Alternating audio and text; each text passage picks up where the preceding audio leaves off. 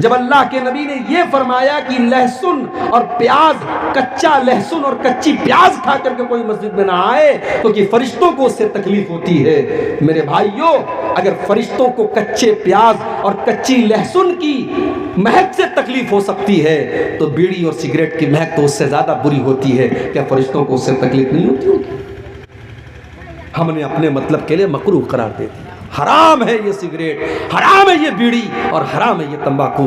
میرے پیارے ساتھیوں، ہر وہ چیز جو آپ کے بدن کو، آپ کے شریر کو، آپ کے اخلاق کو، آپ کے مال کو برباد کرے، وہ چیز شریعت کے اندر حرام ہے، بیچ کا راستہ مت نکالیے۔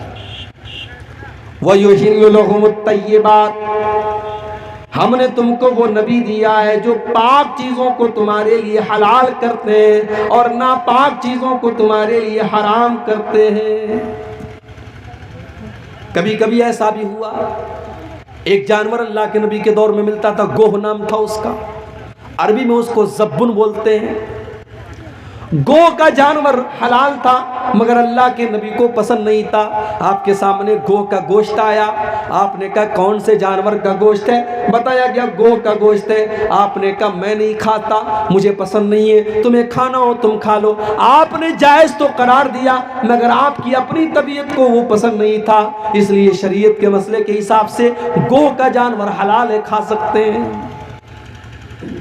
تو شریعت میں تمام پاکیزہ چیزیں حلال ہیں اور تمام پاکیزہ چیزیں حرام ہیں۔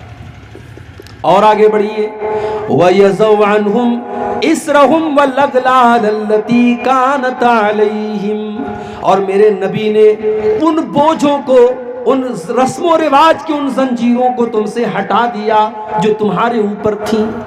بہت ساری رسم و رواج تھی جس کو اللہ کے نبی نے ختم کیا۔ میری پیاری ماؤں بہنوں، کتنے قبیلے عرب کے اندر ایسے تھے جن کے درمیان اگر بیٹی پیدا ہو جاتی تھی تو وہ اس کو کلنک مانتے تھے، بیٹی کی پرورش کو وہ بہت بڑا کلنک مانتے تھے۔ بیٹی پیدا ہونے کے بعد بیٹی کو اپنے ہاتھوں سے وہ زندہ زمین میں گاڑ دیا کرتے تھے، دفن کر دیا کرتے تھے، یہ رسم بھی ان کے درمیان پائی جاتی تھی۔ اللہ نے قرآن میں نقشہ کھینچا، وَإِذَا بُشِّرَ أَحَدُهُمْ بِالْأُنْثَىٰ ظَلَّ وَجْهُهُ مُسْوَدًّا وَهُوَ كَظِيمٌ، جب ان کے گھر میں بیٹی کی پیدائش ہوتی ہے تو باپ کا چہرہ کالا پڑ جاتا ہے، يَتَوَارَىٰ مِنَ الْقَوْمِ مِنْ سُوءِ مَا بُشِّرَ بِهِ، باپ اپنا چہرہ اپنی قوم سے چھپاتا ہے، أَيُمْسِكُهُ عَلَىٰ هُونٍ أَمْ يَدُسُّهُ فِي التُّرَابِ، وہ سوچ میں پڑ جاتا ہے کہ کیا کروں، اگر بیٹی کی پرورش کرتا ہوں تو سماج میں ذلت و رسوائی اٹھانی پڑے گی، اور دوسرا راستہ یہ ہے کہ بیٹی کو زندہ زمین میں گاڑ دوں۔ بیٹیوں کو گاڑ دیا جاتا، یہ الگ بات ہے۔ سائنس ترقی کر گئی، آج زمانہ ترقی کر گیا، انسان چاند پر پہنچ گیا، مگر بیٹیوں کو تو آج بھی بوجھ مانا جاتا ہے۔ آج بھی کئی ہاسپٹل کے باہر کسی کوڑے کے ڈھیر میں یہ بچی آپ کو نظر آ جائے گی، کہیں یہ بچیاں طوائف کے اڈوں پر آپ کو نظر آ جائیں گی، کہیں ان بچیوں کو بازاروں میں لے جا کر کے بیچا جا رہا ہے، اور کہیں تو یہ ماں کے پیٹ میں ہی مار دی جاتی ہیں، ایبارشن کر دیا جاتا ہے۔ وہ لوگوں، کبھی موقع ملے تو یوٹیوب کے اوپر ایبارشن کا ویڈیو دیکھ لینا۔ وہ لوگ تو بہت بے رحم تھے، وہ بیٹیوں کو پیدا ہونے کے بعد اپنی بیٹیوں کو قتل کرتے تھے۔ آج کا انسان تو اتنا بے رحم ہو چکا ہے کہ وہ تو ماں کے پیٹ میں ہی بیٹیوں کو قتل کر دیتا ہے۔ ایبارشن کا ویڈیو آپ دیکھیے، اس معصوم بچے کو جو ماں کے پیٹ میں ہے، اور الٹرا ساؤنڈ کے ذریعے صرف اتنا بتا دیا گیا کہ آپ کو بیٹی ہونے والی ہے۔ باپ کہتا ہے ڈاکٹر سے، ماں کہتی ہے ڈاکٹر سے مجھے بیٹی نہیں چاہیے، نہیں چاہیے مجھے یہ بوجھ، میرے پاس آلریڈی تین بیٹیاں ہیں، مجھے تو بیٹا چاہیے تھا، مجھے ایک اور بوجھ نہیں چاہیے۔ وہ ڈاکٹر سے کہتا ہے میں اسے صاف کرنا چاہتا ہوں، ختم کرنا چاہتا ہوں۔ ڈاکٹر ایبارشن کرتا ہے۔ وہ لوگوں، ایبارشن کے ذریعے، اس دوا کے ذریعے وہ معصوم بچہ جو ابھی پوری طریقے سے بنا بھی نہیں ہے ماں کے پیٹ میں، اس بچے کے ٹکڑے ٹکڑے کر دیے جاتے ہیں، اس کے ہاتھ پیر توڑ دیے جاتے ہیں، اس کے بدن کی بوٹی بوٹی نوچ کر کے اس کو ماں کے پیٹ میں مار دیا جاتا ہے۔ یہ آج کے دور کا پڑھا لکھا انسان کر رہا ہے، یہ آج کے دور کا مہذب انسان کر رہا ہے، یہ آج کے دور کا ترقی یافتہ انسان کر رہا ہے۔ ارے ہم سے اچھے تو وہ لوگ تھے، وہ کم سے کم اپنی بیٹیوں کو پیدا تو ہونے دیتے تھے، وہ دنیا کی شکل دیکھنے تو دیتے تھے۔ ہم تو اتنے بے رحم ہو گئے، ہم نے ماں کے پیٹ میں ہی بچیوں کو قتل کر ڈالا۔ چاہتا ہوں کہ آج اس آیت کے اوپر پوری تقریر ہو اور اس آیت کا مطلب میں سمجھا کر کے میں آپ کے سامنے اپنی ایک بات کو ختم کروں۔ الذین یتبعون الرسول النبی الامی، بڑے غور سے سنیے گا، رات کا وقت ہے، میں جان رہا ہوں، ہو سکتا ہے آپ کی آنکھوں میں نیند بھی ہو، مگر آپ غور سے سنیں گے تو بڑی پوائنٹ کی باتیں اس آیت میں آپ کو ملیں گی۔ الذین یتبعون الرسول النبی الامی، جو لوگ میرے نبی کی پیروی کرتے ہیں، میرے نبی کی اتباع کرتے ہیں، میرے نبی کے راستے پر چلتے ہیں۔ کون سا نبی؟ الذین یتبعون الرسول النبی، جو رسول بھی ہیں اور جو نبی بھی ہیں۔ What is the difference between نبی and رسول؟ نبی اور رسول کے بیچ میں انتر کیا ہے، فرق کیا ہے؟ نبی کس کو کہتے ہیں، رسول کس کو کہتے ہیں؟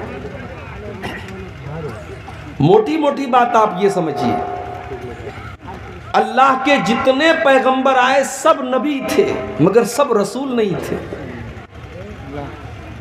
رسول اس کو کہتے ہیں جو الگ شریعت لے کر کے آئے، نبی اس کو کہتے ہیں جو پچھلی شریعت کو فالو کرے، اس کی الگ سے شریعت نہ ہو۔ ہمارے نبی اللہ کے نبی بھی ہیں اور رسول بھی ہیں۔ اللہ نے آپ کو اپنا آخری نبی بھی بنایا اور اللہ نے آپ کو آخری شریعت بھی دے کر کے اتارا۔ آپ ایک ایسی شریعت لے کر کے آئے جس نے پچھلی تمام شریعتوں کو منسوخ کر دیا۔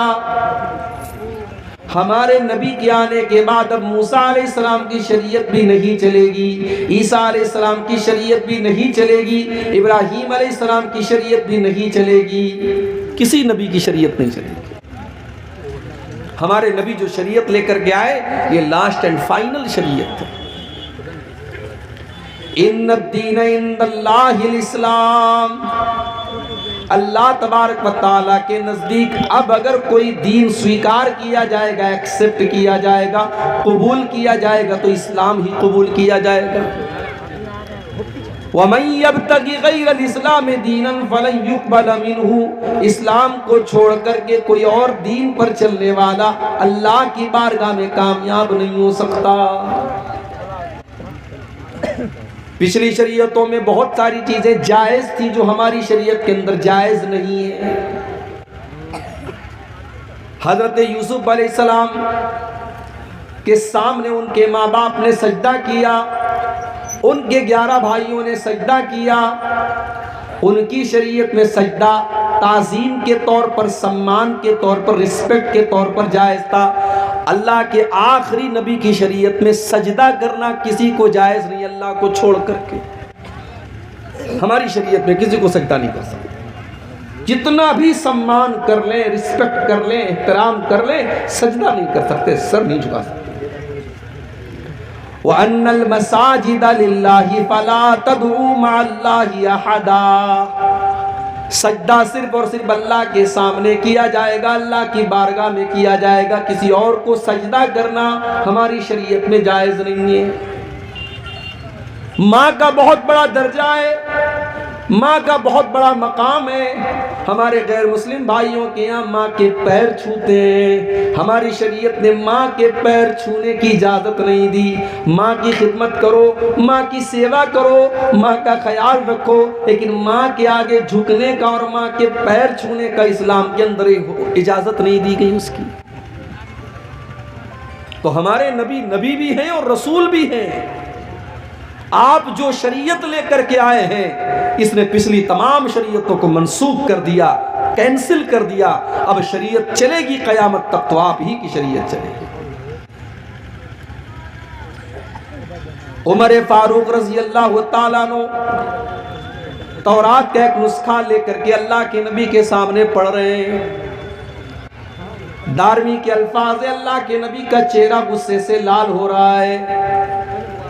عمر فاروق کی نظریں تو اس کتاب کی طرف ہے، وہ اللہ کے نبی کا چہرہ نہیں دیکھ رہے ہیں۔ ابو بکر صدیق نے فرمایا سکلت کا سواکل یا عمر، اے عمر تجھے کھونے والیاں کھو دیں، تجھے گم کرنے والیاں گم کر دیں، کیا تو اللہ کے نبی کا چہرہ نہیں دیکھ رہا ہے؟ جب حضرت عمر نے نظریں اٹھا کر کے اللہ کے نبی کا تمتماتا ہوا چہرہ دیکھا، فوراً اس تورات کے نسخے کو زمین پر پھینک دیا اور کہنے لگے رضیت باللہ ربا وبمحمد رسولا وبالاسلام دینا، اے اللہ کے نبی میں اللہ کو اپنا رب مانتا ہوں، میں اسلام کو اپنا دین مانتا ہوں، اور میں محمد صلی اللہ علیہ وسلم کو اللہ کا رسول مانتا ہوں۔ اب ذرا جملہ سنو اللہ کے نبی نے کیا کہا۔ آپ نے فرمایا کہ اے عمر اس اللہ کی قسم جس کے ہاتھ میں میری جان ہے، لو کان موسیٰ حیا، اگر آج موسیٰ علیہ السلام بھی زندہ ہو جائیں، وادرک نبوتی، اور میری نبوت کا زمانہ موسیٰ علیہ السلام بھی پا جائیں، ما وسعہ الا اتباعی، تو موسیٰ علیہ السلام کو بھی میری پیروی کرنی پڑے گی، ان کو بھی میری شریعت پر چلنا پڑے گا۔ میرے دور میں اگر موسیٰ بھی آ جائیں تو موسیٰ کی شریعت نہیں چلے گی۔ او لوگو، جب موسیٰ کی شریعت میرے نبی کی شریعت کے اندر نہیں چل سکتی، تم نے اپنے بزرگوں کی شریعت کو کیوں چلانا شروع کر دیا؟ تم نے اپنے بڑوں کی شریعت کو کیوں چلانا شروع کر دیا؟ تم نے اپنے اماموں کی شریعت کو کیوں چلانا شروع کر دیا؟ رب کا قرآن پڑھا جائے، نبی کا فرمان پڑھا جائے، اور اس کے بعد کوئی کہے کہ میرے امام نے یہ کہا، میرے بزرگوں نے یہ کہا، میرے بڑوں نے یہ کہا، اس سے بڑھ کے شرم کی بات اور اس سے بڑھ کے افسوس کی بات کیا ہوگی؟ تو میرا نبی نبی بھی ہے اور رسول بھی ہے۔ الذین یتبعون الرسول النبی الامی، میرا نبی نبی بھی ہے اور میرا نبی رسول بھی ہے اور میرا نبی امی بھی ہے۔ امی کس کو کہتے ہیں؟ امی بنا ہے ام سے، ام کے معنی ماں۔ ماں کے پیٹ سے بچہ نکلتا ہے تو پڑھ لکھ کر کے نہیں نکلتا ہے، ان پڑھ ہوتا ہے۔ اللہ کے نبی امی تھے کیونکہ پورے عرب کے اندر زیادہ تر لوگ امی تھے، پڑھنا لکھنا نہیں جانتے تھے، پڑھنے لکھنے کا شوق ہی نہیں تھا۔ اللہ نے اپنے آخری نبی کو امی کیوں بنایا؟ قرآن اٹھاؤ، قرآن کا 21واں پارہ اٹھاؤ، اللہ جواب دیتا ہے وَمَا كُنْتَ تَتْلُو مِن قَبْلِهِ مِن كِتَابٍ وَلَا تَخُطُّهُ بِيَمِينِكَ إِذًا لَارْتَابَ الْمُبْطِلُونَ۔ اے نبی آپ نہ تو کوئی کتاب پڑھتے تھے، نہ آپ ایک لائن لکھ سکتے تھے۔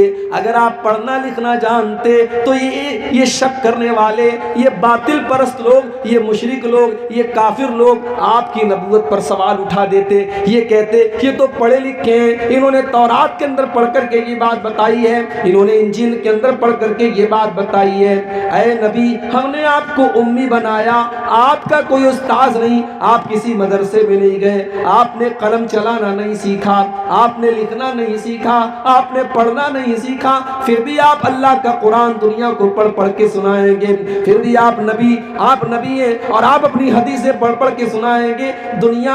دنیا حیرت سے دیکھے گی اور سوچے گی اس کو سکھانے والا کون ہے، تب دنیا کو پتہ چلے گا کہ آپ کو سکھانے والا آپ کا رب ہے۔ آپ امی تھے مگر آپ دنیا کے ٹیچر تھے۔ میرے نبی امی تھے، کسی مدرسے میں نہیں گئے، کسی ٹیچر کے سامنے آپ نے زانوے تلمس طے نہیں کیا، مگر آپ ساری کائنات کے ٹیچر تھے، ساری کائنات کے معلم تھے، گرو تھے آپ۔ اسی لیے اللہ نے جب اپنے نبی کی خصوصیات کا تذکرہ قرآن میں کیا تو کیا فرمایا؟ وَيُعَلِّمُهُمُ الْكِتَابَ وَالْحِكْمَةَ، میرا نبی تم کو قرآن سکھاتا ہے، میرا نبی تم کو حکمت کی باتیں سکھاتا ہے، میرا نبی ٹیچر ہے، میرا نبی معلم ہے، میرا نبی تم کو کتاب و حکمت کی تعلیم دیتا ہے۔ مگر افسوس، جس نبی نے دنیا کو ٹیچنگ دی اور تعلیم دی اور شکشا دی، اس نبی کا کلمہ پڑھنے والے آج شکشا سے دور ہیں، تعلیم سے دور ہیں۔ سیمانچل کا علاقہ ہے، شیرشاہ آبادی ہمارے بھائیوں کی ایک بڑی آبادی اس علاقے میں ہے۔ جا کر کے ذرا رپورٹیں دیکھو کہ تعلیم کا تناسب کیا ہے، تعلیم کا پرسنٹیج کیا ہے۔ آج ہماری شیرشاہ آبادی برادری میں تعلیم کا پرسنٹیج بہت کم ہے۔ سیمانچل کے علاقے میں مسلمانوں میں تعلیم کا پرسنٹیج بہت کم ہے، نہ دین کی تعلیم ہے نہ دنیا کی تعلیم ہے۔ کیوں میرے بھائیوں؟ ہمارے یہاں بچے تھوڑے سے بڑے ہوتے ہیں، ہم ان کو کام پہ لگا دیتے ہیں۔ باپ یہ سوچتا ہے کہ یہ بیٹا بڑا ہو رہا ہے، اس کو پڑھنے لکھنے بھیجے گے، اس کے اوپر پیسہ خرچ کرنا پڑے گا، یہ کام کرے گا تو 4 پیسے لے کر کے آئے گا۔ وہ لوگوں، دنیا کی دوسری قوموں نے اپنے پیٹ کو کاٹا ہے اور ایک ٹائم کھایا ہے اور ایک ٹائم بھوکے رہے، مگر انہوں نے اپنے بچوں کو پڑھایا ہے۔ کتنے ایسے رکشہ چلانے والے جنہوں نے اپنے بچوں کو ڈاکٹر بنایا ہے، کتنے ٹھیلے پر سامان بیچنے والے جنہوں نے اپنی بیٹیوں کو ڈاکٹر بنایا ہے۔ وہ لوگوں، یہ جذبہ ہماری قوم کے اندر کیوں نہیں ہے؟ یہ جذبہ ہمارے اندر کیوں نہیں ہے؟ ہم اپنے بچوں کو تعلیم کیوں نہیں دلاتے؟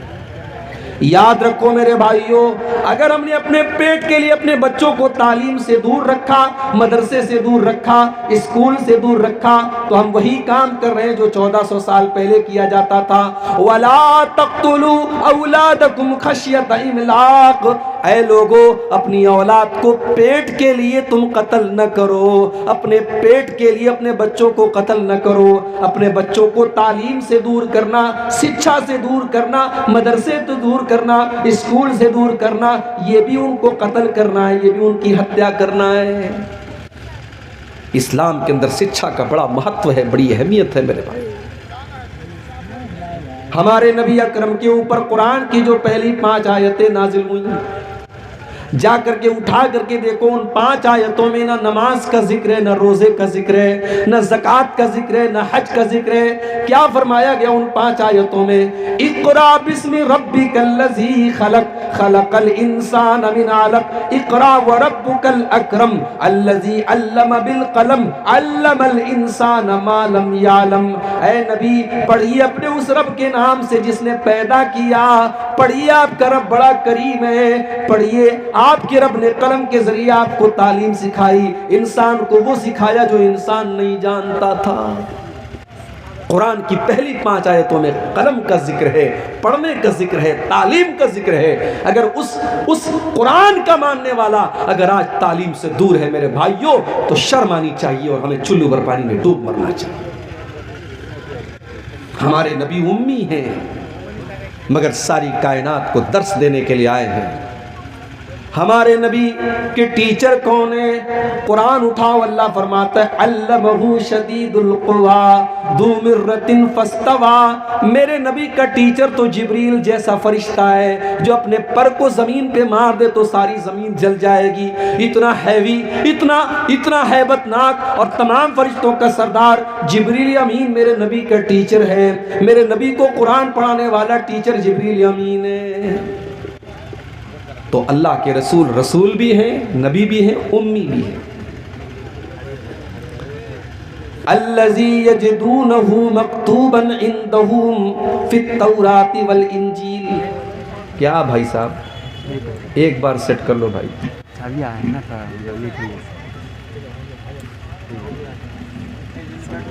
الذی یجدونہ مکتوبا عندہم فی التوراۃ والانجیل۔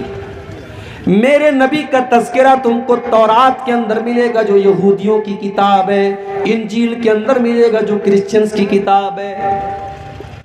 تورات کے اندر تحریف کر دی گئی، انجیل کے اندر چینجنگ کر دی گئی، مگر آج بھی تورات کے اندر اللہ کے نبی کا تذکرہ موجود ہے، آج بھی انجیل کے اندر اللہ کے نبی کا تذکرہ موجود ہے۔ ہمارے بھارت میں ہمارے ہندو بھائیوں کی جو کتابیں ہیں، ہم نہیں کہہ سکتے کہ ان کتابوں میں کتنا پریورتن کیا گیا، کتنی چینجنگ کی گئی، مگر آج بھی ان کتابوں میں ہمارے نبی کا تذکرہ موجود ہے۔ کہیں کہا گیا کہ وہ نراج شمس ہوں گے، ان کی بہت زیادہ پرشنسا کی جائے گی، کہیں کہا گیا ان کا نام محمد ہوگا، کہیں کہا گیا کہ محمد ہوگا، کہیں ان کی پیدائش کی تاریخ بتائی گئی، کہیں یہ بتایا گیا کہ وہ اونٹ کی سواری کریں گے، کہیں بتایا گیا ان کی 12 پتنیاں ہوں گی، کہیں بتایا گیا کہ وہ براق کی سواری کریں گے، کہیں ان کے صحابہ کا تذکرہ کیا گیا، کہیں ان کی خوبصورتی کا تذکرہ کیا گیا۔ ہمارے ہندو بھائیوں کی کتابوں میں بھی ہمارے نبی کا تذکرہ آپ کو ملے گا۔ الذی یجدونہ مکتوبا عندہم فی التوراۃ والانجیل، اس نبی کا تذکرہ تم کو صرف قرآن میں نہیں ملے گا، دوسری آسمانی کتابوں کے اندر ملے گا۔ اور کہتے ہیں کہ جادو وہ ہے جو سر چڑھ کے بولے۔ میرے نبی کی تعریف تو آپ کے دشمنوں نے بھی کی ہے، جو زندگی بھر آپ کے دشمن رہے انہوں نے بھی آپ کی تعریف کی ہے، جنہوں نے آپ کا کلمہ پڑھا انہوں نے بھی آپ کی تعریف کی ہے، اور جنہوں نے آپ کا کلمہ نہیں پڑھا انہوں نے بھی آپ کی تعریف کی ہے۔ 1980 میں کتاب چھپتی امریکہ سے، کتاب کا نام ہے The 100 Great Personalities، دنیا کے 100 مہان ویکتی۔ کتاب کا رائٹر کون ہے؟ ایک عیسائی اسکالر ہے، اس کا نام ہے doctor Michael Hart. Doctor Michael Hart نے دنیا کے 100 مہان ویکتیوں کی اوپر ایک کتاب لکھی۔ وہ عیسائی تھا، اس نے عیسیٰ علیہ السلام کو 3 نمبر پر رکھا، اس نے گوتم بدھ کو 14 نمبر پر رکھا، اس نے مہاویر جین کو 99 نمبر پر رکھا۔ اس نے اپنی اس کتاب میں اگر پہلے نمبر پر رکھا، اور پوری دنیا کی تاریخ پڑھنے کے بعد پہلے نمبر پر رکھنے کے لائق اگر اس کو کوئی انسان نظر آیا تو وہ جناب محمد الرسول اللہ صلی اللہ علیہ وسلم نظر آئے۔ اس نے اپنی اس کتاب میں نمبر 1 پر اللہ کے نبی کو رکھا۔ اس کی کتاب انگلش میں چھپی، آج تو اردو میں بھی اس کا ٹرانسلیشن ہو چکا ہے، آپ کو مل جائے گی۔ انگلش میں کتاب چھپی، کتاب جب چھپی تو بوال ہو گیا، پریس میں پوچھا گیا، پریس والوں نے پوچھا ڈاکٹر صاحب آپ تو کرسچن آدمی ہیں، آپ تو عیسائی آدمی ہیں، آپ نے عیسیٰ علیہ السلام کو 4 نمبر پر کیوں رکھا، آپ نے محمد صاحب کو پہلے نمبر پر کیوں رکھا؟ ڈاکٹر مائیکل ہارٹ نے جو جواب دیا تھا وہ آج بھی اس کی کتاب کے مقدمہ کے اندر موجود ہے۔ اس نے لکھا تھا He was the only man in history who was the supremely successful on both the religious and secular levels۔ اس نے کہا کہ پوری دنیا کی تاریخ میں، پورے دنیا کے اتہاس میں، پورے مانو اتہاس میں مجھے اگر کوئی ایسی شخصیت ملی جو مذہبی بھی ہو اور سیکولر بھی ہو، ایک طرف نماز بھی پڑھ رہی ہو اور ایک طرف 4 بیٹیوں کے باپ کا بھی فرض نبھا رہی ہو اور 9 بیویوں کے شوہر کا بھی فرض نبھا رہی ہو، ایک اچھا باپ بھی ہو، ایک اچھا شوہر بھی ہو، ایک اچھا کمانڈر بھی ہو، ایک اچھا پولیٹیشین بھی ہو، ایک اچھا انسان بھی ہو، اگر میں نے ایسی کوئی شخصیت دیکھی ہے تو صرف اور صرف جناب محمد رسول اللہ صلی اللہ علیہ وسلم کی دیکھی ہے۔ اس لیے میں مجبور ہوں، میں نے نمبر 1 پر اگر رکھا ہے تو اللہ کے نبی کو رکھا ہے۔ یہ میرے نبی کی شان ہے میرے بھائی۔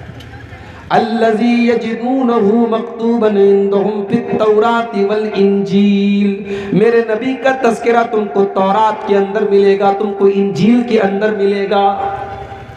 بخاری کے الفاظ ہیں، اللہ کے نبی کا تورات کے اندر تذکرہ کیسا تھا؟ صحابی کہتے ہیں کہ تورات کے اندر جب ہم نے پڑھا تو اللہ کے نبی کے بارے میں لکھا تھا لیس بفظ ولا غلیظ ولا سخاب فی الاسواق، کہ آخری نبی ایسے ہوں گے کہ ان کے مزاج میں کٹھورتا نہیں ہوگی، سختی نہیں ہوگی، ان کے مزاج میں نرمی ہوگی، ان کی زبان کے اندر مٹھاس ہوگی، ولا سخاب فی الاسواق، وہ بازاروں میں چلانے والے چیخنے والے بازاروں لوگوں کی طرح نہیں ہوں گے، لا یدفع السیئۃ بالسیئۃ، وہ برائی کا بدلہ برائی سے نہیں دیں گے، ولکن یعفو ویصفحوا، وہ اپنے دشمن کی خطاؤں کو بھی معاف کر دیں گے، اپنے شترو کو اپنے دشمن کو بھی معاف کر دیں گے۔ تو اس نبی کا تذکرہ تم کو تورات کے اندر بھی ملے گا اور اس نبی کا ذکر تم کو انجیل کے اندر ملے گا۔ یامرہم بالمعروف، وہ نبی تم کو نیکیوں کا حکم دیں گے، وینہاہم عن المنکر، تم کو برائیوں سے روکیں گے۔ یہ نبی کا دو کام ہے، یہ نبی کا بھی کام ہے اور نبی کے ماننے والوں کا بھی کام ہے۔ نیکی کا حکم دیں گے، برائی سے روکیں گے، وہ شراب سے منع کریں گے، وہ خود شراب نہیں پئیں گے، وہ زنا سے منع کریں گے، خود زنا نہیں کریں گے، وہ حرام خوری سے منع کریں گے، خود حرام کام نہیں کریں گے۔ میرے پیارے ساتھیوں، ہونا تو یہ چاہیے تھا کہ شراب بندی کا ابھیان ہم چلاتے، یہ بہار گورنمنٹ کا کام نہیں تھا، یہ تو مسلمان کا کام تھا۔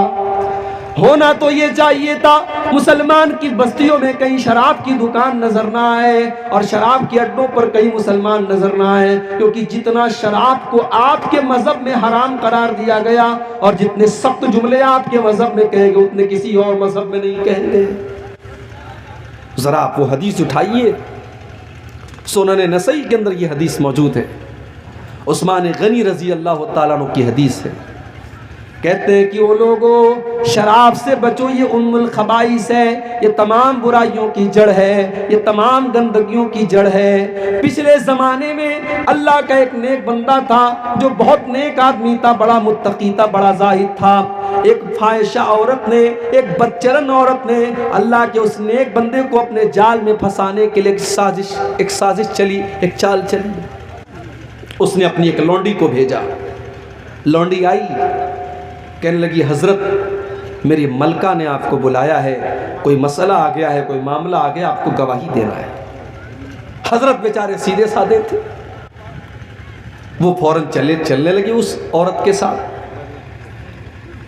سنن نسائی کی روایت ہے، اللہ کا وہ نیک بندہ جب اس لونڈی کے ساتھ چلنے لگا، جانے لگا، جب وہ گھر کے اندر داخل ہوئی، اس نے گھر کے اندر جاتے ہی دروازہ بند کر دیا، اور اندر گئی ایک اور دروازہ بند کر لیا، اور اندر گئی ایک اور دروازہ بند کر لیا۔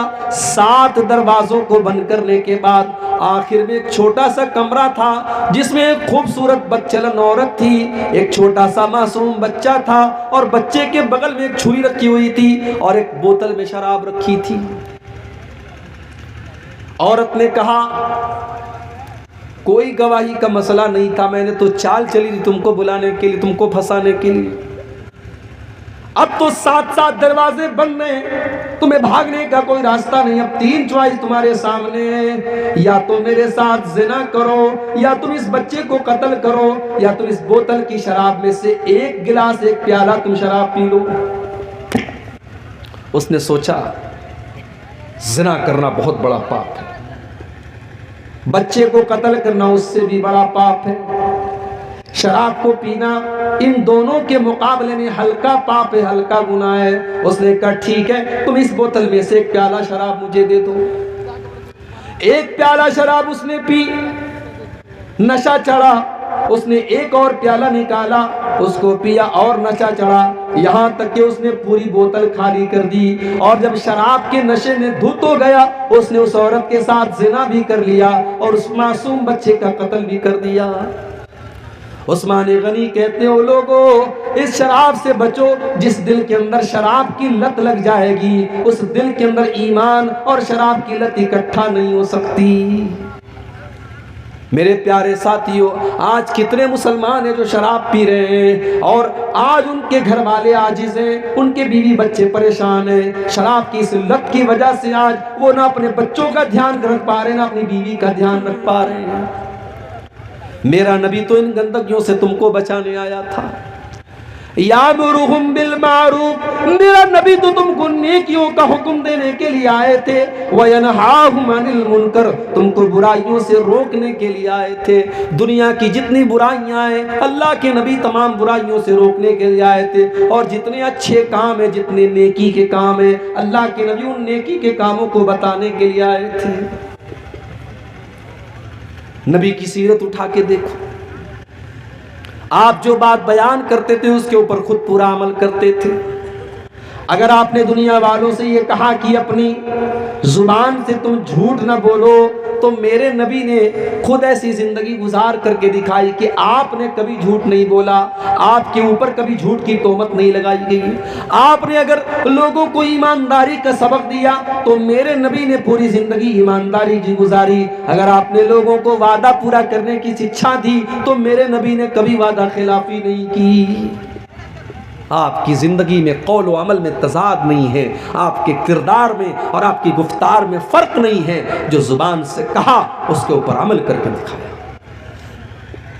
اپنی امت سے کہا کہ 5 ٹائم کی نماز پڑھو، ہو سکے تو تہجد کی بھی پڑھ لو، کمپلسری نہیں ہے، ضروری نہیں ہے، انیواریہ نہیں ہے۔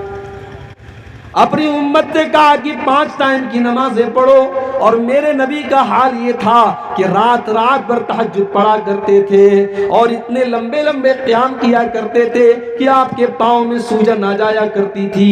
اور کبھی اماں عائشہ اگر پوچھ بیٹھتی تھی کہ اے اللہ کے نبی آپ کو اتنی عبادت کرنے کی کیا ضرورت ہے، تو اللہ کے پیارے نبی فرماتے تھے افلا اکون عبدا شکورا، اے عائشہ کیا میں اپنے رب کا شکر گزار بندہ نہ بنوں؟ تو میرا نبی نیکیوں کا حکم دیتا ہے اور برائیوں سے روکتا ہے۔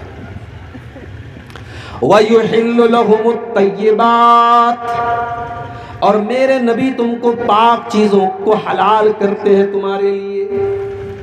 وَيُحَرِّمُ عَلَيْهِمُ الْخَبَائِثَ، اور ناپاک اور گندی چیزوں کو تمہارے لیے حرام کرتے ہیں۔ میرے پیارے بھائیوں، اللہ کے نبی کی جو شریعت لے کر کے آپ آئے وہ شریعت کتنی پیاری شریعت ہے۔ ہم جتنی حلال چیزیں، ہمارے جتنے کھانے کے لائق چیزیں وہ ہم کھا سکتے ہیں، اور جتنی حرام چیزیں وہ ہم کو نہیں کھانا ہے۔ جانور تو بکرا بھی ہے، بکری بھی ہے، اور جانور کتا بھی ہے۔ بکرا بکری حلال ہے، کتا حرام ہے۔ کھانے والے کتے کو بھی کھاتے ہیں، سور کو بھی کھاتے ہیں، مگر ہمیں سور کو دیکھ کر کے گھن آتی ہے، کتے کو دیکھ کر کے گھن آتی ہے۔ ہمیں لگتا ہے کہ یہ خبیث جانور ہے، یہ ناپاک جانور ہے، یہ حلال ہوتا تو کتنی مشکل ہوتی۔ اللہ کے نبی جو شریعت لے کر کے آئے اس میں کوئی گندی اور خبیث چیز ہمارے لیے حلال نہیں کی گئی اور کوئی پاک چیز حرام نہیں کی گئی۔ جتنی پاک چیزیں وہ حلال ہیں اور جتنی خبیث اور ناپاک چیزیں وہ حرام ہیں۔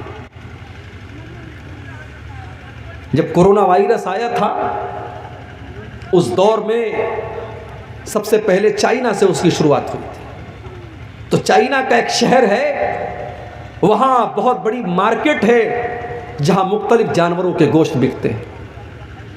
اس وقت جب کورونا وائرس ہمارے انڈیا میں نہیں آیا تھا، چائنا میں شروع ہوا تھا، اس دور میں میں نے یوٹیوب کے اوپر ایک ویڈیو دیکھا چائنا کی اس مارکیٹ کا کہ دیکھوں وہاں کیا کیا لوگ کھاتے ہیں۔ یقین مانیے اگر وہ ویڈیو آپ دیکھ لیتے، کوئی کمزور دل اور دماغ کا آدمی دیکھ لیتا تو شاید الٹی کر دیتا۔ سانپ کھا رہے ہیں، سانپ کھا رہے ہیں، چوہے کھا رہے ہیں، چھپکلی کھا رہے ہیں، جو سمجھ میں آ رہا ہے وہ کھا رہے ہیں۔ وہ منظر دیکھ کر کے طبیعت میں اتنی گھن آئی میرے بھائی، دل نے اللہ کا شکر ادا کیا کہ اے اللہ تو نے کتنا بہترین مذہب ہم کو دیا، تو نے کتنا بہترین دین ہم کو دیا کہ ہم وہی چیزیں کھاتے ہیں جو آسانی سے ہم کھا سکتے ہیں، جو ہمارے لیے پاک ہیں، حلال ہیں، اور حرام چیزوں سے تو نے ہم کو دور رکھا۔ اللہ کے نبی جو شریعت لے کر کے آئے اس شریعت کی یہ وشیشتا ہے، یہ خاصیت ہے۔ وَيُحِلُّ لَهُمُ الطَّيِّبَاتِ، حلال چیزیں، پاک چیزیں تمہارے لیے حلال کی گئیں اور گندی اور ناپاک چیزیں حرام کی گئیں۔ لیکن اب حلال اور حرام کے بیچ میں ایک نیا مسئلہ چلا ہے، مکروہ کا۔ سگریٹ کیا ہے؟ کچھ لوگ کہتے ہیں مکروہ ہے۔ مکروہ ہے اسلام میں۔ مکروہ کس کو کہتے ہیں؟ مکروہ مستحب کا الٹا ہے۔ مثال کے طور پہ کھڑے ہو کر کے پیشاب کرنا مکروہ ہے۔ اگر کوئی مجبوری نہ ہو تو اچھی چیز نہیں ہے، بیٹھ کر کے پیشاب کیجیے۔ ہاں اگر کوئی ایسی جگہ ہے کہ وہاں کھڑے ہو کر کے ہی پیشاب کرنا ہے، بیٹھ کر کے کریں گے تو کپڑا اور گندا ہونے کا ڈر ہے، تو وہاں جائز ہے آپ کے لیے۔ مسجد میں داخل ہونے کے ٹائم داہنا پاؤں اندر ڈالنا یہ مستحب ہے۔ مسجد سے نکلنے کے ٹائم بایاں پاؤں پہلے نکالنا مستحب ہے۔ اب اسی کا الٹا آپ کریں تو یہ مکروہ ہے۔ مکروہ حرام اور حلال کے بیچ کی کوئی چیز نہیں ہے میرے بھائی۔ سگریٹ کا مسئلہ آیا ہے، بیڑی کا مسئلہ آیا، تمباکو کا مسئلہ آیا، کچھ لوگوں نے اپنا الو سیدھا کرنے کے لیے کہہ دیا مکروہ ہے۔ ہم نے کہا مکروہ کیسے ہو گیا؟ بولے قرآن میں کہاں لکھا ہے کہ سگریٹ حرام ہے، حدیث میں کہاں لکھا ہے سگریٹ حرام ہے؟ میں نے کہا قرآن میں نہیں لکھا ہے کہ سگریٹ حرام ہے، مگر کیا قرآن میں یہ نہیں لکھا ہے وَلَا تُلْقُوا بِأَيْدِيكُمْ إِلَى التَّهْلُكَةِ، اپنے آپ کو ہلاکت میں نہ ڈالو، آتم ہتیا نہ کرو، خودکشی نہ کرو۔ سگریٹ پینے والا اپنے آپ کو بھی ہلاکت میں ڈال رہا ہے، اور جتنے لوگوں تک اس کا دھواں پہنچ رہا ہے وہ سب کو کینسر کا اور دمے کی بیماری میں ڈال رہا ہے۔ اور سب سے بڑی بات یہ ہے، بیڑی پینے والا مسجد میں جب آپ کے بغل میں کھڑا ہوتا ہے تو 3-4 آدمی کے بعد بھی اگر وہ کھڑا ہوگا تو آپ کو بدبو آ جائے گی کہ کوئی سگریٹ اور بیڑی پینے والا آپ کے بغل میں کھڑا ہے۔ جب اللہ کے نبی نے یہ فرمایا کہ لہسن اور پیاز، کچا لہسن اور کچی پیاز کھا کر کے کوئی مسجد میں نہ آئے کیونکہ فرشتوں کو اس سے تکلیف ہوتی ہے، میرے بھائیوں اگر فرشتوں کو کچے پیاز اور کچی لہسن کی مہک سے تکلیف ہو سکتی ہے تو بیڑی اور سگریٹ کی مہک تو اس سے زیادہ بری ہوتی ہے، کیا فرشتوں کو اس سے تکلیف نہیں ہوتی ہوگی؟ ہم نے اپنے مطلب کے لیے مکروہ قرار دے دیا۔ حرام ہے یہ سگریٹ، حرام ہے یہ بیڑی اور حرام ہے یہ تمباکو۔ میرے پیارے ساتھیوں، ہر وہ چیز جو آپ کے بدن کو، آپ کے شریر کو، آپ کے اخلاق کو، آپ کے مال کو برباد کرے، وہ چیز شریعت کے اندر حرام ہے، بیچ کا راستہ مت نکالیے۔ وَيُحِلُّ لَهُمُ الطَّيِّبَاتِ، ہم نے تم کو وہ نبی دیا ہے جو پاک چیزوں کو تمہارے لیے حلال کرتے ہیں اور ناپاک چیزوں کو تمہارے لیے حرام کرتے ہیں۔ کبھی کبھی ایسا بھی ہوا، ایک جانور اللہ کے نبی کے دور میں ملتا تھا، گوہ نام تھا اس کا، عربی میں اس کو زبن بولتے ہیں۔ گو کا جانور حلال تھا مگر اللہ کے نبی کو پسند نہیں تھا۔ آپ کے سامنے گو کا گوشت آیا، آپ نے کہا کون سے جانور کا گوشت ہے؟ بتایا گیا گو کا گوشت ہے۔ آپ نے کہا میں نہیں کھاتا، مجھے پسند نہیں ہے، تمہیں کھانا ہو تم کھا لو۔ آپ نے جائز تو قرار دیا مگر آپ کی اپنی طبیعت کو وہ پسند نہیں تھا، اس لیے شریعت کے مسئلے کے حساب سے گو کا جانور حلال ہے، کھا سکتے ہیں۔ تو شریعت میں تمام پاکیزہ چیزیں حلال ہیں اور تمام پاکیزہ چیزیں حرام ہیں۔ اور آگے بڑھیے وَيَضَعُ عَنْهُمْ إِصْرَهُمْ وَالْأَغْلَالَ الَّتِي كَانَتْ عَلَيْهِمْ، اور میرے نبی نے ان بوجھوں کو، ان رسم و رواج کی ان زنجیروں کو تم سے ہٹا دیا جو تمہارے اوپر تھیں۔ بہت ساری رسم و رواج تھی جس کو اللہ کے نبی نے ختم کیا۔ میری پیاری ماں بہنوں، کتنے قبیلے عرب کے اندر ایسے تھے جن کے درمیان اگر بیٹی پیدا ہو جاتی تھی تو وہ اس کو کلنک مانتے تھے، بیٹی کی پرورش کو وہ بہت بڑا کلنک مانتے تھے۔ بیٹی پیدا ہونے کے بعد بیٹی کو اپنے ہاتھوں سے وہ زندہ زمین میں گاڑ دیا کرتے تھے، دفن کر دیا کرتے تھے۔ یہ رسم یہ ان کے درمیان پائی جاتی تھی۔ اللہ نے قرآن میں نقشہ کھینچا وَإِذَا بُشِّرَ أَحَدُهُمْ بِالْأُنْثَىٰ ظَلَّ وَجْهُهُ مُسْوَدًّا وَهُوَ كَظِيمٌ، جب ان کے گھر میں بیٹی کی پیدائش ہوتی ہے تو باپ کا چہرہ کالا پڑ جاتا ہے۔ يَتَوَارَىٰ مِنَ الْقَوْمِ مِنْ سُوءِ مَا بُشِّرَ بِهِ، باپ اپنا چہرہ اپنی قوم سے چھپاتا ہے۔ أَيُمْسِكُهُ عَلَىٰ هُونٍ أَمْ يَدُسُّهُ فِي التُّرَابِ، وہ سوچ میں پڑ جاتا ہے کہ کیا کروں، اگر بیٹی کی پرورش کرتا ہوں تو سماج میں ذلت اور رسوائی اٹھانی پڑے گی، اور دوسرا راستہ یہ ہے کہ بیٹی کو زندہ زمین میں گاڑ دوں۔ بیٹیوں کو گاڑ دیا جاتا، یہ الگ بات ہے۔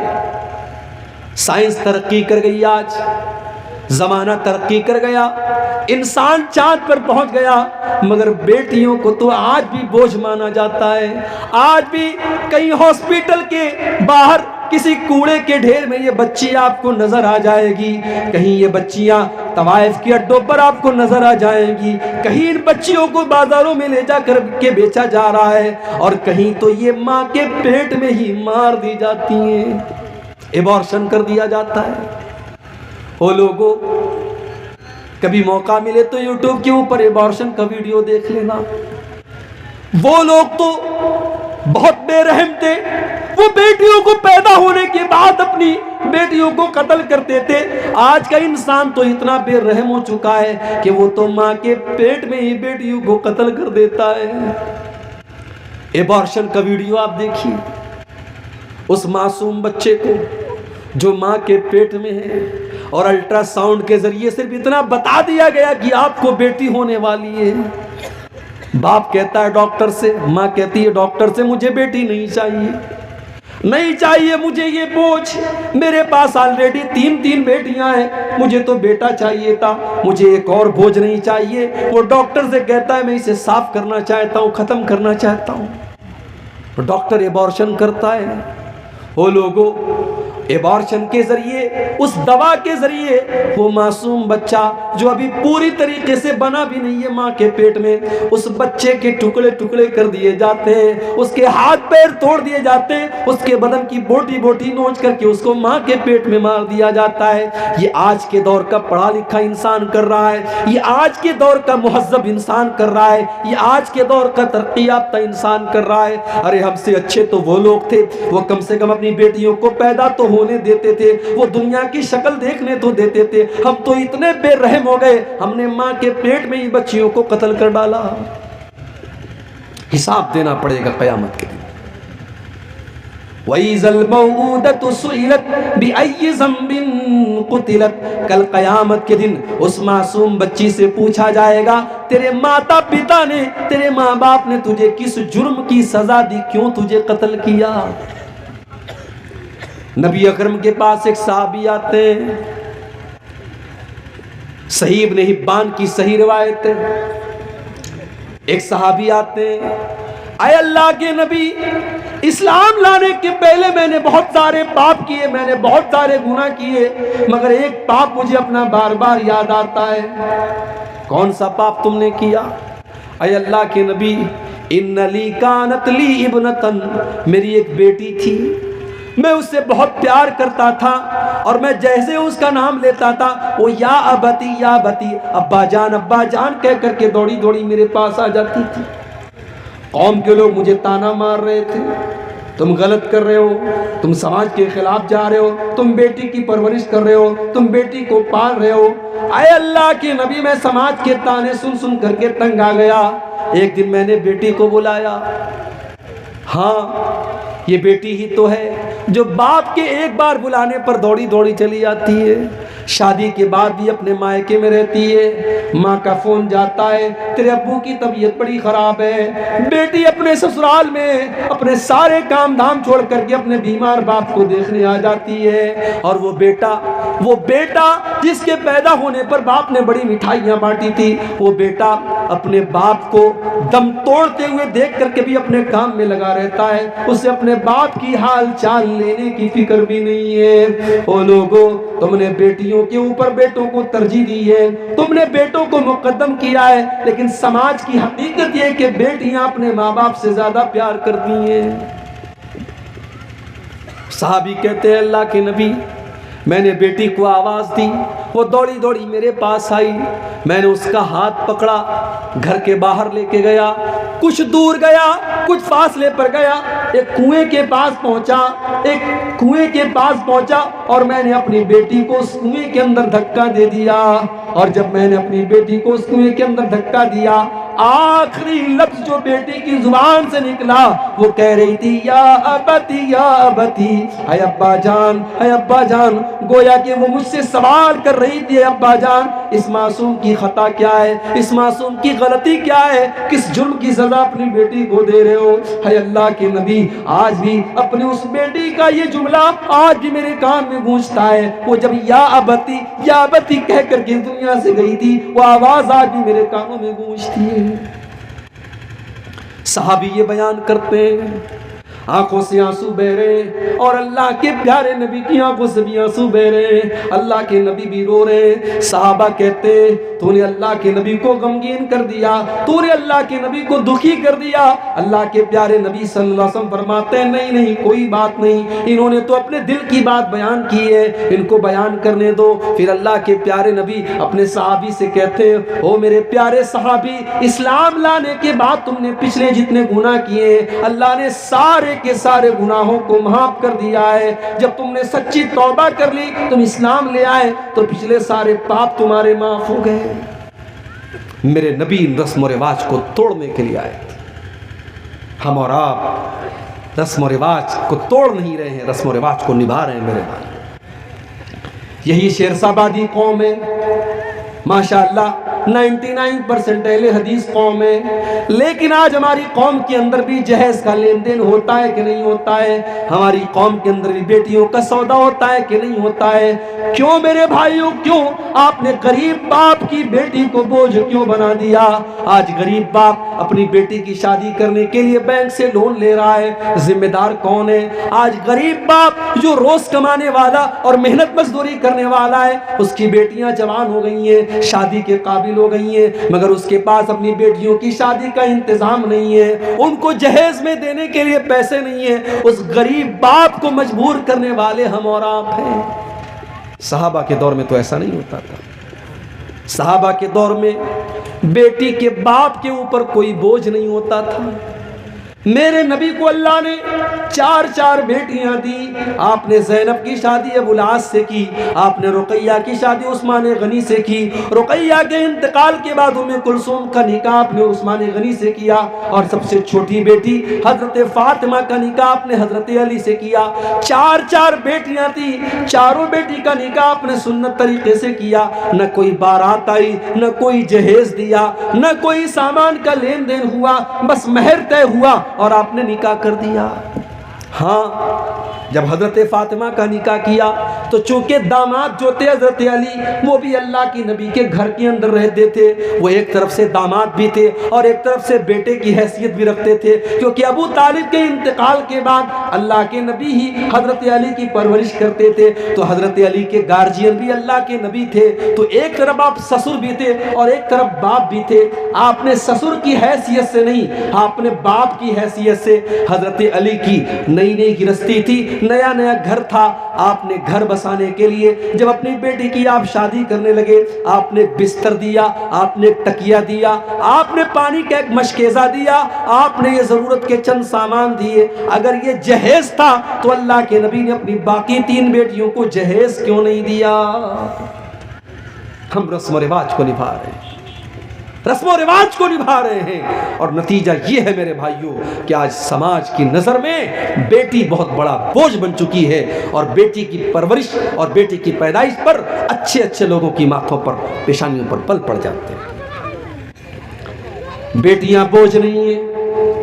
اگر یہ بیٹی بوجھ ہوتی تو اللہ کے نبی یہ نہ فرماتے من کان لہو 3 بنات, جس کی 3 بیٹیاں ہوں, جس کی 3 بہنیں ہوں, اور اپنی 3 بہنوں اور 3 بیٹیوں کے ساتھ وہ اچھا سلوک کرے, تو وہ بیٹیاں اور وہ بہنیں اپنے بھائی کو اور اپنے ماں باپ کو جہنم کی آگ سے بچائیں گی. اور ایک حدیث میں اللہ کے نبی نے فرمایا من آل جاریتین حتی تبلغا, جس نے 2 بیٹیوں کی پرورش کی, وہ بیٹیاں جوان ہو گئیں, ان کا نکاح کر دیا, ان کی ذمہ داریوں کو نبھا دیا, تو وہ بیٹیاں اپنے ماں باپ کے لیے کتنا بڑا کام کریں گی. اللہ کے نبی فرماتے ہیں وہ بیٹیوں کا باپ قیامت کے دن میرے ساتھ ایسے رہے گا جیسے یہ دونوں انگلیاں اپنے ایک دوسرے کے ساتھ لگی ہوئی ہیں.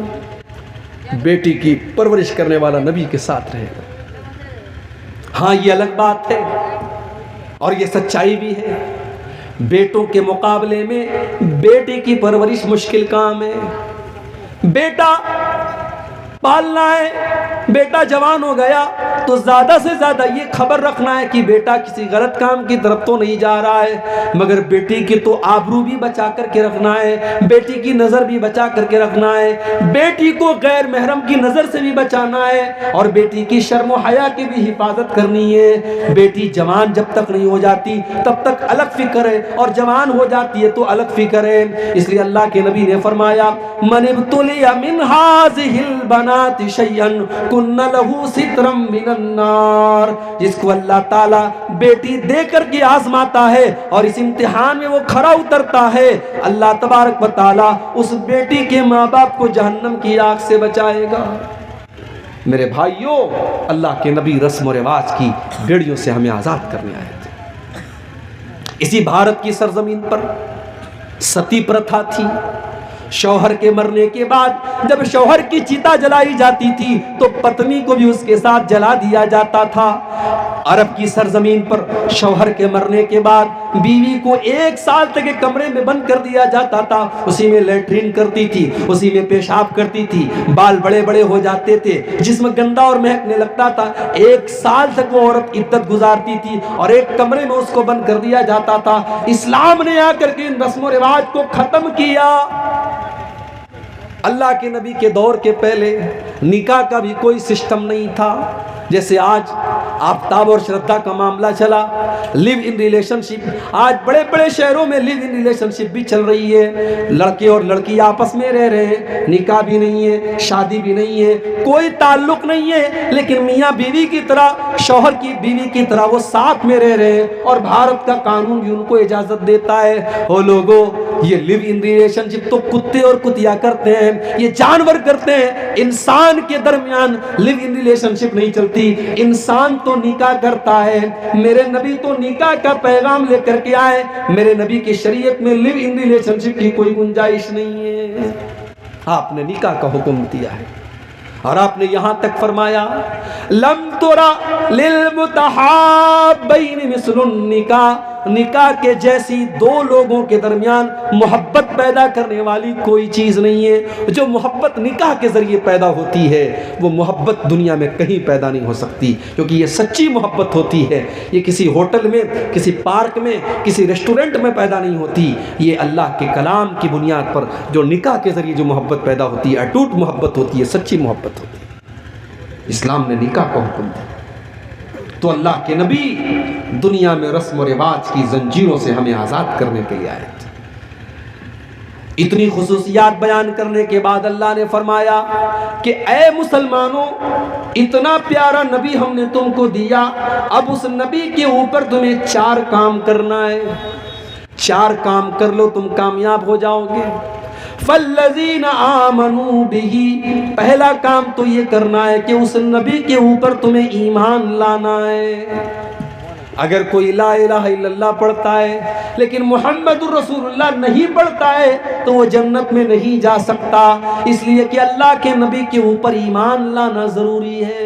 ابو طالب نبی کا ساتھ بھی دے رہے تھے، نبی کا سپورٹ بھی کر رہے تھے، لیکن وہ نبی کے اوپر ایمان نہیں لائے۔ جب ابو طالب کا آخری ٹائم آیا، جب ان کے انتقال کا آخری ٹائم آیا، اللہ کے نبی اپنے چچا کے پاس جاتے ہیں اور بخاری کے الفاظ ہیں، آپ کہتے ہیں یا امی قل لا الہ الا اللہ، اے چچا جان لا الہ الا اللہ پڑھ لیجئے، کلمہ پڑھ لیجئے، مجھے اللہ کا نبی مان لیجئے، میں وعدہ کرتا ہوں کہ اس کلمے کے ذریعے آپ اللہ تعالیٰ کیا جہنم کی آگ سے بچ جائیں گے۔ چچا کے درمیان، چچا کے منہ سے کلمہ نکلوانا چاہتے تھے اللہ کے، مگر وہاں پہ 2 گرو گھنٹال بیٹھے تھے، ایک ابو جہل بیٹھا تھا، ایک عبداللہ ابن ابی امیہ بیٹھا تھا۔ یہ 2 برے لوگ بیٹھے تھے، یہ 2 کافر لوگ بیٹھے تھے۔ ان لوگوں نے ابو طالب کو باپ دادا کا نام دے سنا کر کے گمراہ کیا۔ انہوں نے کہا اترغب عن ملت عبد المطلب، اے ابو طالب خبردار، کیا تم اپنے باپ دادا کا طریقہ چھوڑ دو گے؟ کیا تم اپنے باپ دادا کے مذہب کو چھوڑ دو گے؟ پتہ یہ چلا کہ کبھی کبھی برے لوگوں کی صحبت انسان کو سچائی کی طرف جانے نہیں دیتی۔ اسی لیے اللہ کے نبی فرماتے ہیں المرء علی دین خلیلہ فلینظر احدکم من یخالل، انسان اپنے دوست کے دین پر ہوتا ہے، لہٰذا کس سے دوستی کر رہے ہو یہ تم غور کر لیا کرو۔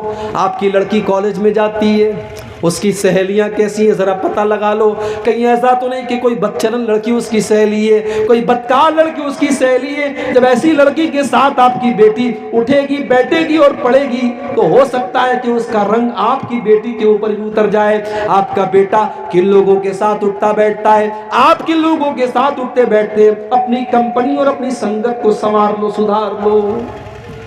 ابو طالب نے کلمہ نہیں پڑھا، یہ دو گرو گھنٹال جو بیٹھے تھے، انہوں نے باپ دادا کا نام لے کر کے بہکانا شروع کیا، اور بخاری کے الفاظ ہیں، آخری لفظ جو ابو طالب کی زبان سے نکلا وہ کیا نکلا؟ علی ملت عبد المطلب، میں عبد المطلب کے مذہب پر دنیا سے جا رہا ہوں۔ کلمہ نہیں پڑھ پائے، اللہ کے نبی کہتے ہیں میرے چچا ابو طالب بھی جہنم میں جائیں گے، انہوں نے میرا ساتھ دیا تھا، ان کو ہلکا عذاب دیا جائے گا، ان کو جہنم میں آگ کی جوتی پہنائی جائے گی جو پیر میں پہنی جائے گی اور دماغ اس سے کھولے گا، یہ سب سے ہلکا عذاب ہوگا جو ابو طالب کو دیا جائے گا۔ ابو طالب کے قصے نے حقیقت کھول کر رکھ دی، ابو طالب کے قصے نے حقیقت کھول کر رکھ دی، نہ ہو آنکھیں تو گھر کی روشنی سے کچھ نہیں ہوتا۔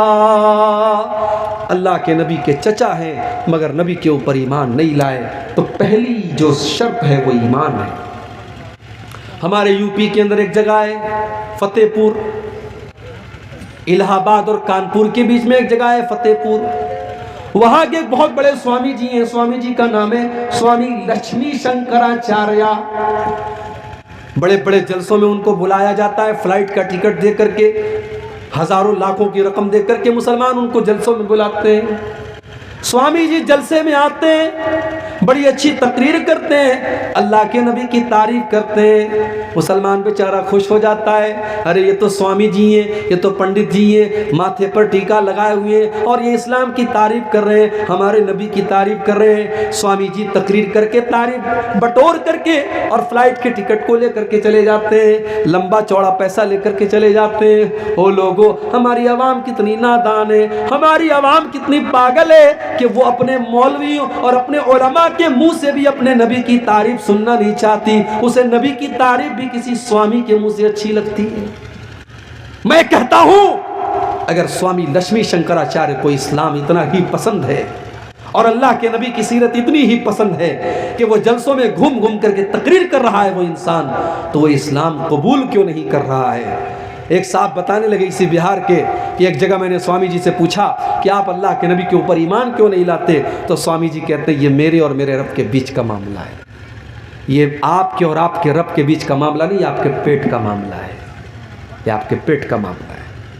جسے نبی کی تعریف کرنا ہے، جسے اسلام کی تعریف کرنا ہے اور جسے اسلام اتنا پسند ہے کہ پورے بھارت میں گھوم کر کے وہ اسلام کی تعریف کر رہا ہے، وہ اسلام قبول کیوں نہیں کر رہا ہے؟ اس کا مطلب وہ ایک بہروپیہ ہے جس نے اس کو ایک پیشہ بنا لیا، ایک پروفیشن بنا لیا، ایک دھندا بنا لیا کہ مجھے اپنے حلقے میں اور اپنے لوگوں میں تو کوئی نہیں پوچھ رہا ہے، چلو مسلمان اپنے جلسوں میں بلا رہا ہے اور میری ایک انکم چل رہی ہے، چلو میں اسی میں لگا رہوں گا۔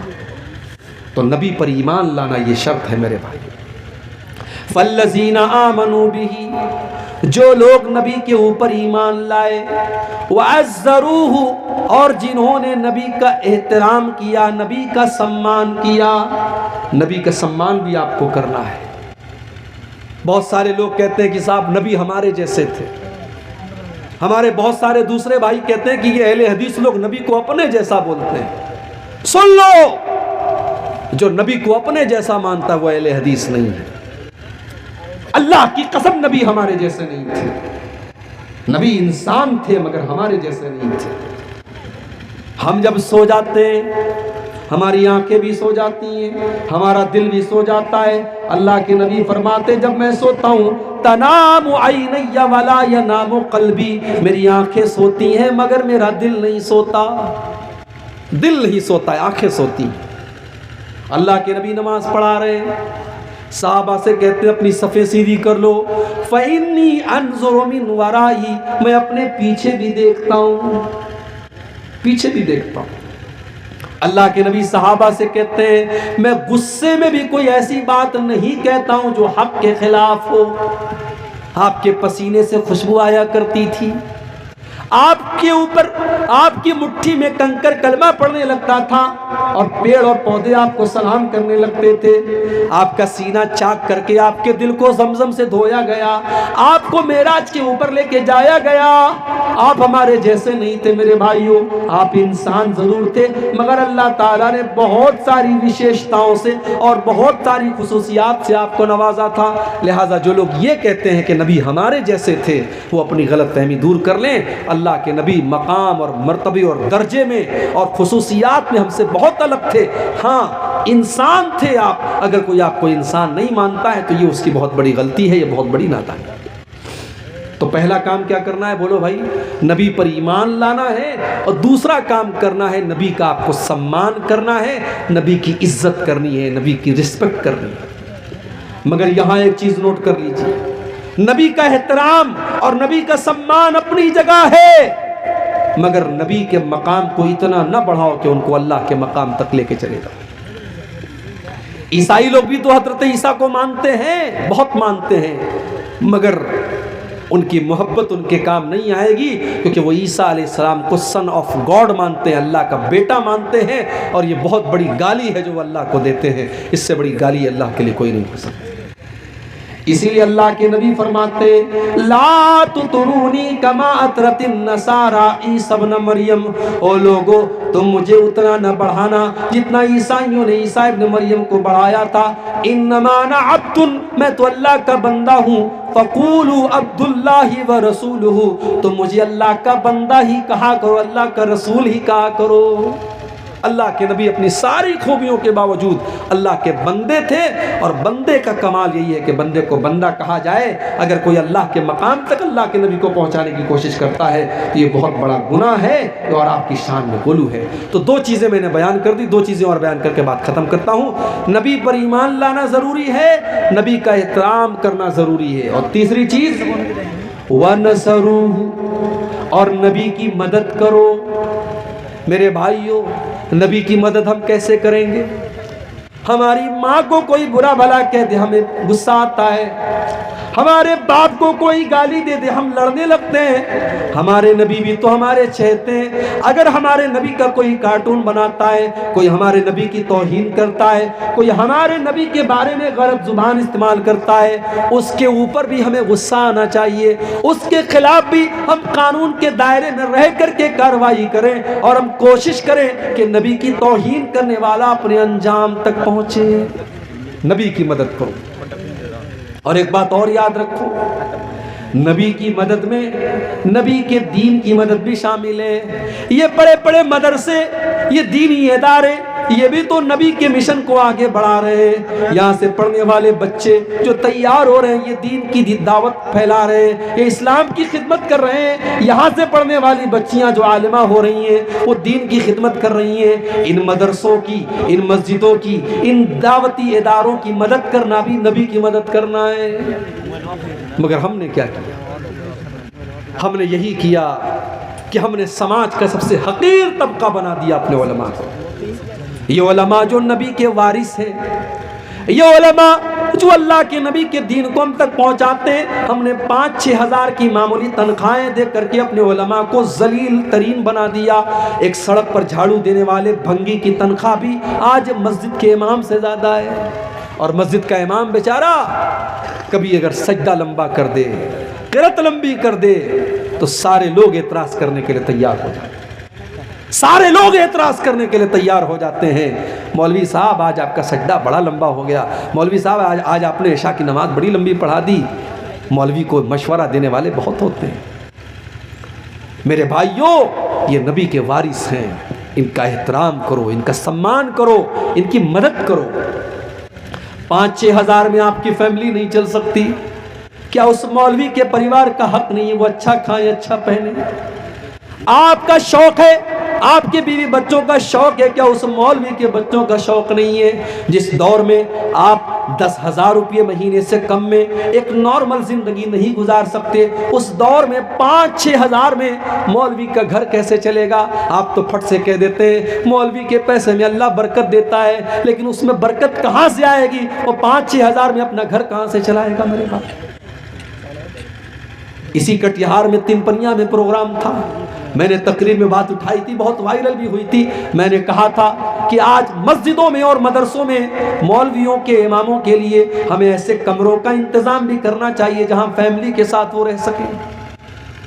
یعنی سوچو، ہمیں اور آپ کو اپنی فیملی کے ساتھ رہنے کا حق ہے، ہمیں اور آپ کو اپنے بچوں کے ساتھ رہنے کا حق ہے. مولوی بیچارہ جیتے جی اس کی بیوی بیوہ بن کر کے زندگی گزارے، اس کے بچے یتیم بن کر کے زندگی گزارے، یہ کہاں کا انصاف ہے میرے بھائی؟ ہم نے ممبئی میں دیکھا، اسی بہار اور جھارکھنڈ کے لوگ وہاں مسجد میں امام ہیں، بیچارے فیملی بہار میں ہے، فیملی کشن گنج میں ہے، ارریہ میں ہے، پورنیہ میں ہے، 6 مہینے پر ایک بار آتے ہیں. بچے باپ کا چہرہ 6 مہینے میں ایک بار دیکھتے ہیں، بیوی شوہر کا چہرہ 6 مہینے میں ایک بار دیکھتی ہے. کہ یہ افسوس کی بات نہیں میرے بھائی؟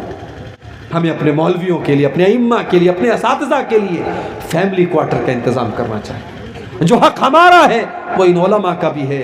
اللہ نے کہا اپنے نبی کی مدد کرو، نبی کی مدد میں نبی کے دین کی مدد بھی شامل ہے، نبی کے مشن کی مدد بھی شامل ہے، نبی کے وارثوں کی مدد بھی شامل ہے. تو پہلا کام کیا کرنا ہے؟ نبی پر ایمان لانا ہے. دوسرا کام نبی کا سمان کرنا ہے. تیسرا کام نبی کی مدد کرنی ہے. اور چوتھا کام کیا کرنا ہے؟ وَاتَّبَعُوا النُّورَ الَّذِي أُنزِلَ مَعَهُ. نبی اکرم جو روشنی لے کر کے آئے، جو نور لے کر کے آئے، جو قرآن و حدیث لے کر کے آئے، اس کی اتباع کرنا ہے، اس کی پیروی کرنا ہے، اس کو فالو کرنا ہے. جلسہ کر لیا آپ نے، لیکن آپ نے دین کو فالو کتنا کیا؟ آپ کی زندگی میں قرآن و حدیث پر عمل کتنا ہے؟ آپ بات بات پہ جھوٹ بول رہے ہیں، آپ کے گھر میں بے پردگی ہے، آپ کے گھر میں لوگ بے نمازی ہیں، آپ کے گھر میں حرام کی کمائی آ رہی ہے. اس کا مطلب کہ آپ نے نبی سے محبت کا دعویٰ تو ہے آپ کا، مگر آپ نے نبی کی شریعت کی پیروی نہیں کی، آپ نے کتاب و سنت کی پیروی نہیں کی. اللہ نے فرمایا وَاتَّبَعُوا النُّورَ الَّذِي أُنزِلَ مَعَهُ. جو نبی کے اوپر نازل ہونے والی شریعت کی اتباع کرتا ہے، جو یہ 4 کام کر لیتا ہے، اللہ فرما رہا ہے فَأُولَئِكَ هُمُ الْمُفْلِحُونَ. وہی لوگ کامیاب ہونے والے ہیں.